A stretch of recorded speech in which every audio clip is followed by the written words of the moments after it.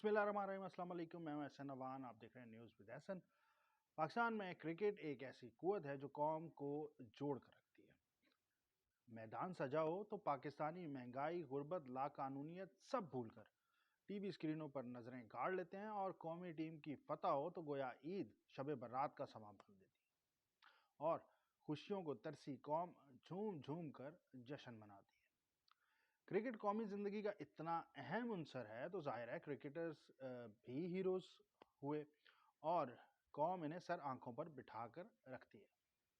आजकल मुल्क में इंतखाबात का सीजन है और कौम आइंदा 5 सालों के लिए अपने हुक्मरान चुनने वाली है। ऐसे में क्रिकेट के मैदानों से एक और कप्तान ने सियासी अखाड़े में उतरने का फैसला किया।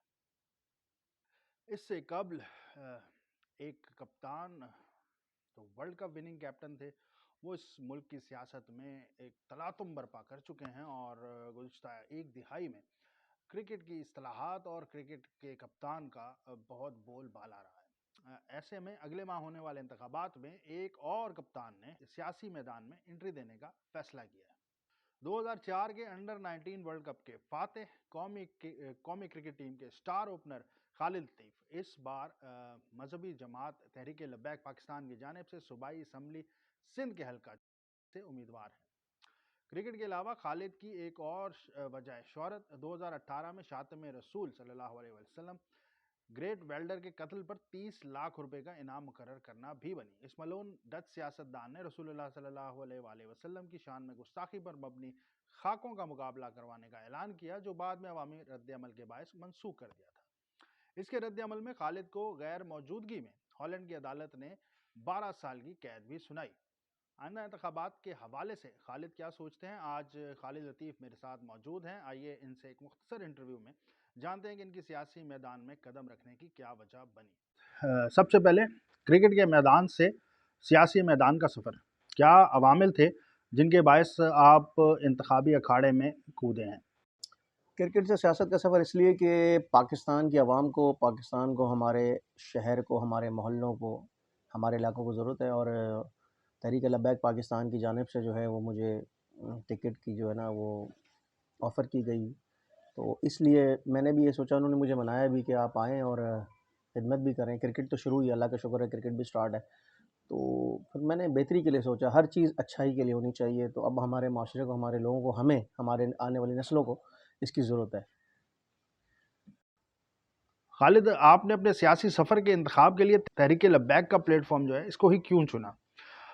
सियासी सफ़र के लिए टीएलपी, क्योंकि टीएलपी ने इज़्ज़त दी ना। टीएलपी जो है वो मेरे घर आए, मुझे मनाया, टिकट लेकर आए कि आप कर लें। फिर उन्होंने मुझसे बात की कि दे खिदमत खल्क़ की बात की कि आप आएंगे तो अच्छे लोगों की हमें ज़रूरत है, माशरे को ज़रूरत है। तो पता नहीं अच्छा हूँ या नहीं हूँ, ये तो उन्हीं को लगता है।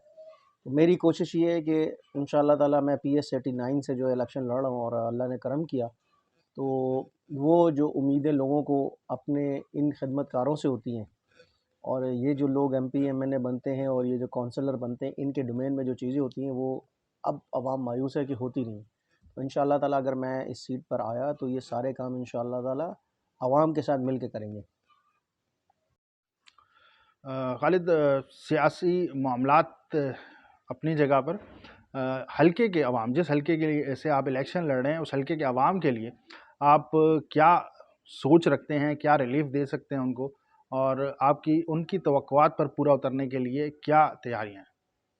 सियासी मंसूबा यही है कि दीन मुस्तफ़ा का कानून नाफिज होना चाहिए और पाकिस्तान को, हमारी नस्लों को, आप देखें बहुत हम लोग दीन से दूर हो गए और लोग बोलते हैं कि ये एक मज़हबी जमात है, ये सियासी जमात भी है। इसलिए तो मैदान अमल में आ चुकी है ना। सबसे ज़्यादा कैंडिडेट्स खड़े किए हैं और अपने हलके के लिए, अपने इलाके के लिए प्लान यही है, जो भी इस सीट जिसके लिए मैं खड़ा हूँ, जिसके डोमेन में आएगा, वो उससे नाजायज़ नहीं होगा। और ये जो मामलात करके ब्लैक मेलिंग की जाती है, सारी चीज़ें हमारे इंशाअल्लाह अल्लाह ने करम किया, हम इस सीटों पर आए पूरे पाकिस्तान से। इंशाअल्लाह ताला हमारा कोई भी तहरीक लब्बैक पाकिस्तान का कोई भी उम्मीदवार है, वो इन चीज़ों से बालातर रहेगा।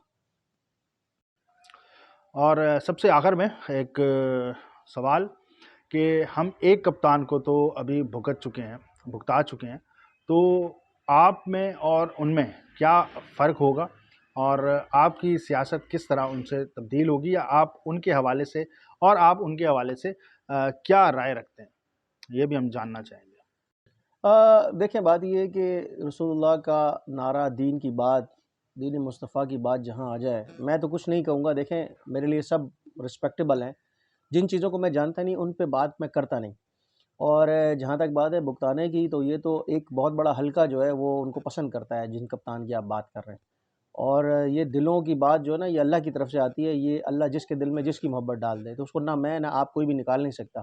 لیکن اچھے کاموں کے لیے، اچھے چیزوں کے لیے، پاکستان کے لیے، دین مصطفیٰ کے لیے جو بھی آگے بڑھے گا، جو ناموس کے اوپر، جو رسول اللہ کی ناموس کے اوپر جو ہے وہ پیرا دے گا، وہ تو لوگوں کے دلوں میں راج کرے گا، چاہے وہ میں ہوں، چاہے وہ کوئی اور ہو، چاہے وہ سعد رضوی صاحب ہوں، چاہے وہ علامہ خادم رضوی صاحب ہوں۔ تو آپ دیکھتے ہیں جتنی عزت اللہ نے ان سب کو عطا فرمائی ہے، تو وہ تو انسانوں کے بس کی بات نہیں ہے۔ بہت شکریہ خالد، اپنے قیمتی وقت میں سے آپ نے کچھ وقت نکالا اور اس انٹرویو کے لیے دیا۔ ہم آپ کے انتخابی اور ذاتی زندگی کی کامیابی کے لیے دعا گو ہیں۔ تو ناظرین، یہ تھے خالد لطیف، ایک مایہ ناز شخصیت، انتخابی میدان میں کودے ہیں، اور ہم نے کوشش کی کہ ان سے تھوڑی سی گفتگو کریں اور ان کے خیالات کو جانیں۔ تو اب تک کے لیے اتنا ہی، دیکھتے رہیے نیوز ود احسن۔